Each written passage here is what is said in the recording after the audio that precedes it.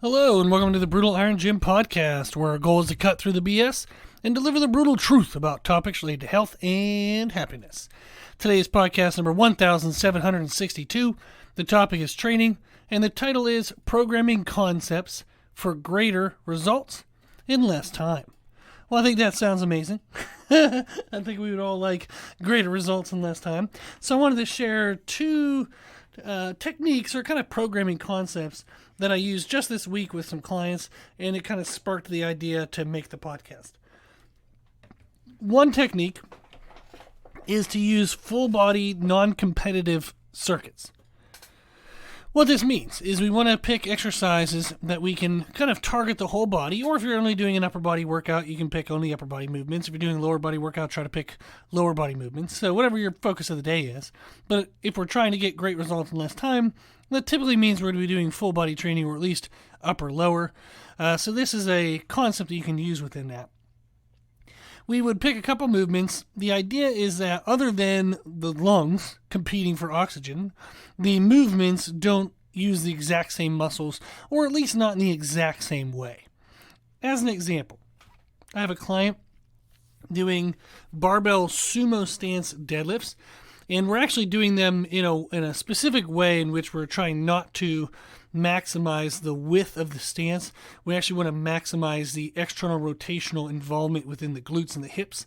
And this is going to help hip strength, not only for weightlifting, but also for cycling and a couple other goals that we have.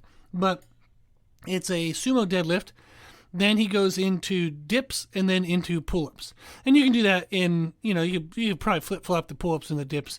It doesn't really matter. But I like doing the deadlifts first. They're the most technical lift, so you want to get them after you've had your rest and your recovery. If you do a dip or a pull-up slightly out of breath and, a little exhausted, that's not going to cause as much of an injury risk as doing sumo deadlifts exhausted. That will increase injury risk. So he's doing sumo deadlifts into dips, into pull-ups. Or, like I said, sumo deadlifts, pull-ups, into dips. You can kind of flip that order around a little bit.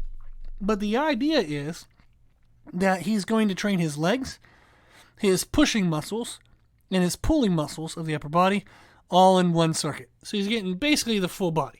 Now, I know you can argue that maybe there isn't some core involved. I would argue that you don't do sumo deadlifts regularly then. Because your core is definitely involved in bracing for sumo deadlifts. You might say it doesn't work the, medial deltoid. You're absolutely right. There's not going to be a lot of stimulus there for the middle of the shoulder muscle, so you can add some nuancy things here and there and change it around. But the idea is he's getting his lower body in some way. He's getting his upper body split into push and pull. Typically, our push movement muscles are our chest, our shoulders, and our triceps. And more specifically in the shoulders, it's the front shoulder. Our pull muscles are our back and biceps and the backside of the shoulder, the rear deltoid. So the shoulders can kind of work a little bit in both ways. But that's the idea, is we're getting push and pull in the upper body, and we're getting a lower body movement, all blended into one circuit. There's a lot of reasons why I like this. One reason is that you get a lot done in a shorter amount of time. So rather than doing the deadlift, sitting around for 3 minutes, doing a deadlift, sitting around for 3 minutes, doing a deadlift, then you set up the dips, you do the dips, sit around for 1 to 2 minutes, do a dip, sit around for 1 or 2 minutes, do a dip, sit around for 1 or 2 minutes, set up, if you have to at all, for pull-ups. You do a set of pull-ups, sit around for 2 or 3 minutes, do pull-ups, sit around for 2 or 3 minutes. It just takes forever. There's so much wait time. Whereas in a circuit like this, you would do the deadlifts, and then you'd get over to this dip station. Maybe it takes you 30, 60 seconds to get into dips. Then you take 30, 60 seconds to get into pull-ups, and then you have your bigger, longer break. And that's going to help then within like maybe 3, 5, 6 minutes, somewhere near 3 to 6 minutes, you're going to be recovered and ready to go. So you're going to get a working set of all 3 movements in, plus the rest time, all in a shorter amount of time than it would take the other way if they were broken apart and separated. So the idea of doing the circuit is not only do you get more work in less time, which is greater results in less time, but you also perform better. If you do the movements individually and you do all your deadlifts, then say you did all your pull-ups and then you got to your dips, you'd be dead. You'd have like very little left over in energy systems to be able to do well in the dips. Your adrenaline is going to be worn out, endorphins are going to be gone, so you're just going to not be in the most like best energy and chemical state, like hormone state, to be able to do well in the dips. Whereas if you do the movements in a circuit, so you do the deadlift, the pull-ups, then the dips, you're going to have a much better body condition to do well in the dips. So you'll get a better stimulus from the dips than if they were always dead last.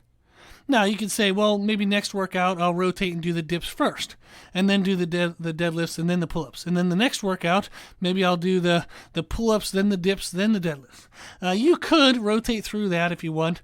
It's going to be harder to track your performance because whatever you did first one week and then you do last on the next week, it's going to be trash. You're going to feel like the weight was a million times heavier. You're going to have trouble tracking progressions because when you do a movement within a workout will change how well you do in the movement. And then also, I would argue that especially if you have a technical movement like a sumo deadlift, it's not best to do that super fatigued because you do risk injury. Having certain muscles, supporting muscles, stabilizing muscles fatigued at that point, you could increase injury risk. So you could rotate the movements, but I don't think that's the better idea. I think the better idea is to put them as a circuit. Now, when I train bodybuilders who have enough of a certain setup, maybe they train at home or a small private gym, we can do what we call slow supersets. So I might have them do something like, say, the deadlifts, dips, and pull-ups. Those aren't traditionally bodybuilding movements, but the concept is we'll stay with the exercises. So they might do the deadlifts, dips, and pull-ups, but they take a 2-minute rest between each thing. The reason there is it won't necessarily make the workout any faster, but it increases their performance per movement. Again, rather than having them do all of the deadlifts, then all of the dips, then get to the pull-ups, and all of a sudden they're worn out and exhausted. So I will do slow circuits. I actually love doing that myself. That's actually how I prefer to train when I do bodybuilding. So the other day, for example, I was doing straight arm pull-downs into lat pull-downs into a seated cable row. So I was doing the straight arm lat pull downs with individual handles, individual cables. So there was a unilateral stimulus, so I had to squeeze down each equally. I then went into a wide overhand grip lat pull down, and that I really enjoy because it helps to, once you have the lats tight and kind of pumped up from the straight arm pull downs, you go into that pull down and it opens up and kind of stretches and extends the lats. At the top, so you get a really good stretch on a pumped muscle. So it actually gets better muscular damage and activation within the lat from the top to the bottom. And since it's a compound movement, you do have like your rear delts helping out, your biceps helping out. You have more mid traps and some other odds and ends helping out. It helps to push the lats a little further into fatigue, so you get kind of like a pre-exhausted effect, and it's a priming effect because you're going to be better aware of what is happening within your lats by having them primed and already pumped from the straight arm pull downs. And then you go into the rows. What's nice there is your lats are already fatigued, so you're going to get more mid-back activation from the lower traps, rhomboids, because the lats can't help out or take over as much because they're already exhausted from the first two movements, so it gets a much better mid-back development and thickness.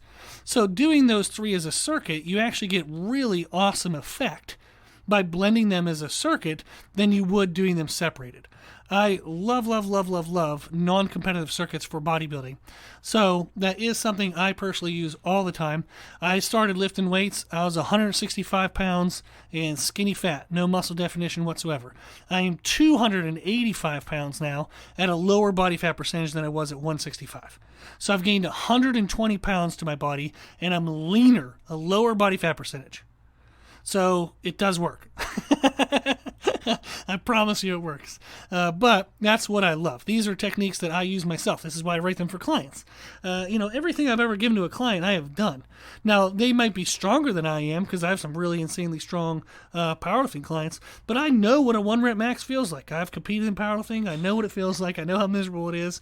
I've dieted several times for like shows and done aesthetic diets. I've done I remember one 10-month diet, I lost 70 pounds and got really freaking lean, really good looking. I was happy with that. Then I have done 3 diets where I lost 50 pounds in 10 weeks or less. So I've done my fair share of dieting to lose body fat and body weight. I've done a lot to gain size. I've done a lot of strength stuff. So the techniques that I write in my clients' programs are things that I love and I know work. They worked for me. They've worked for the thousands of clients I've worked with. So I love getting to share these kind of things because they're so damn effective. And if you're going to put in the work, why not get the best results from your work? So I love it. But that is one of the techniques I used recently for a client. They loved it. What was actually funny was the first week they did it, they forgot that they didn't realize it was a circuit. They did them separated, and they said that the dips at the very end, they were destroyed. They could barely do them at all. Now, the second week, they did it as a circuit, and they said they felt like they could have added weight to the dips.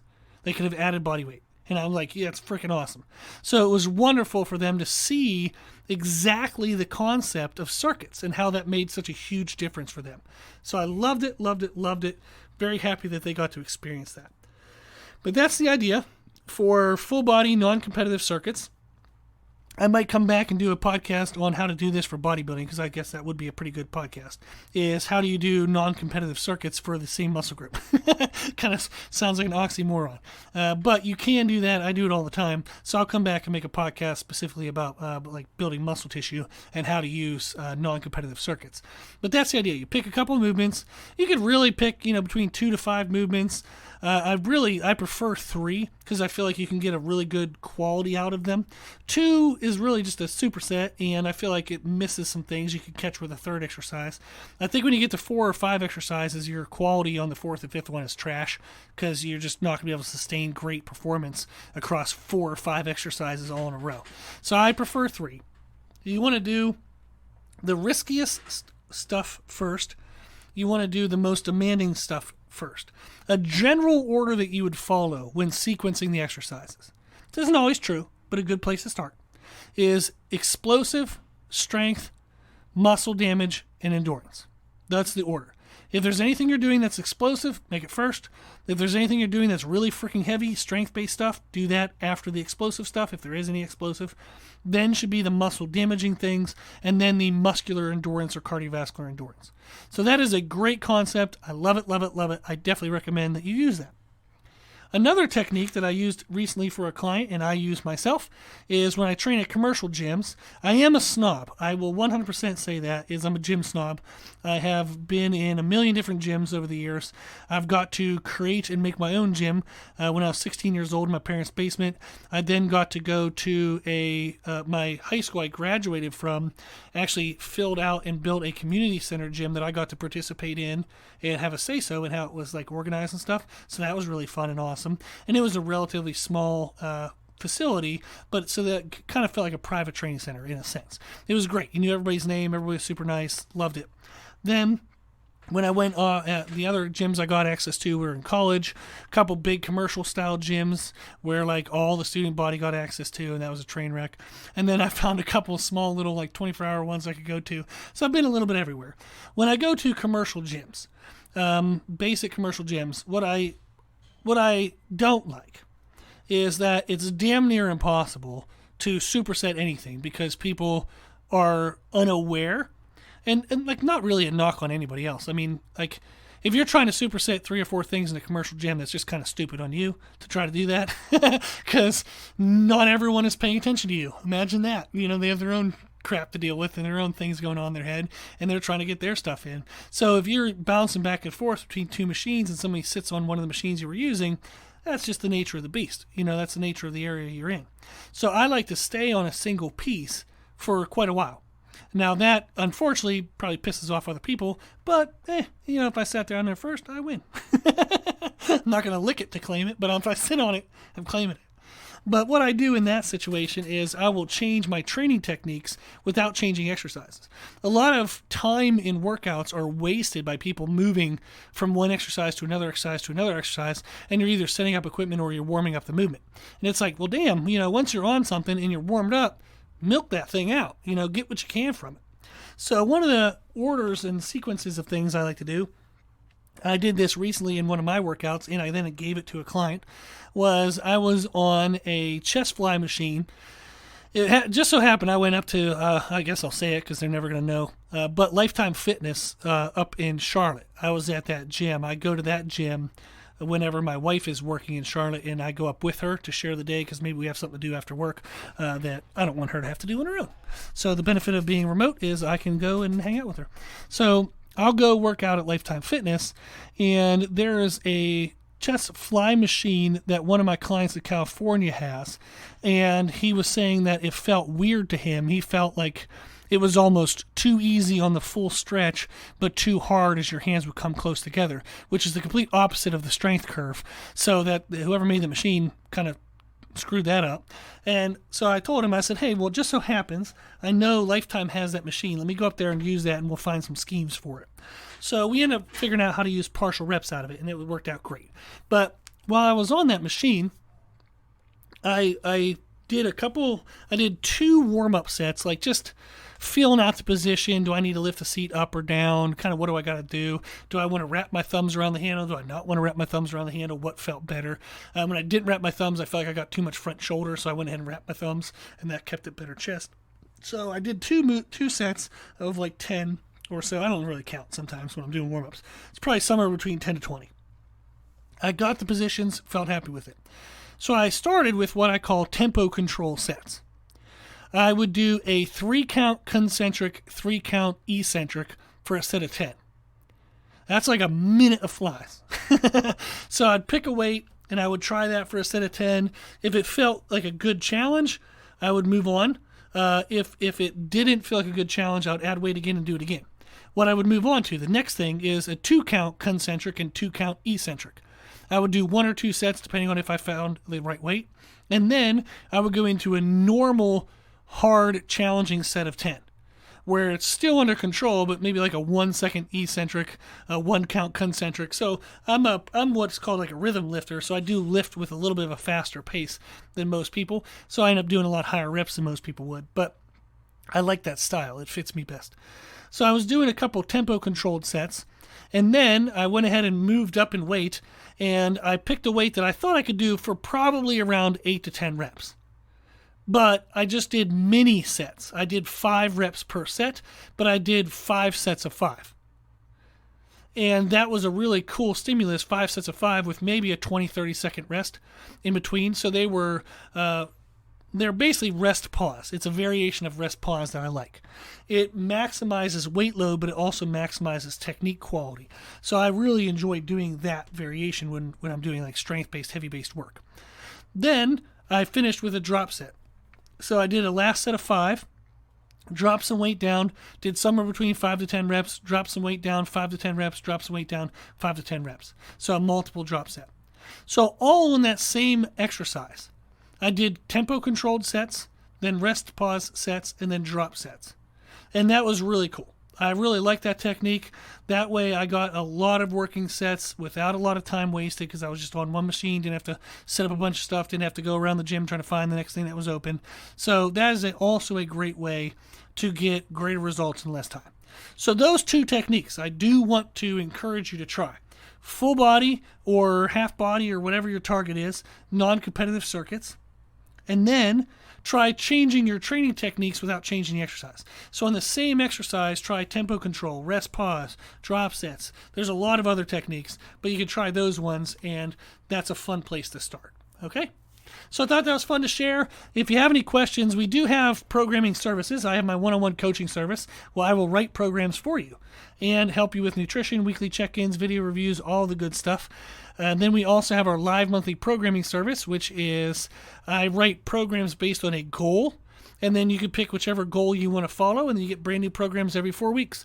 It also includes one-on-one education. You can ask absolutely anything, and I will answer every single question every week in a joined document that everybody gets access to, so we all can learn from those questions.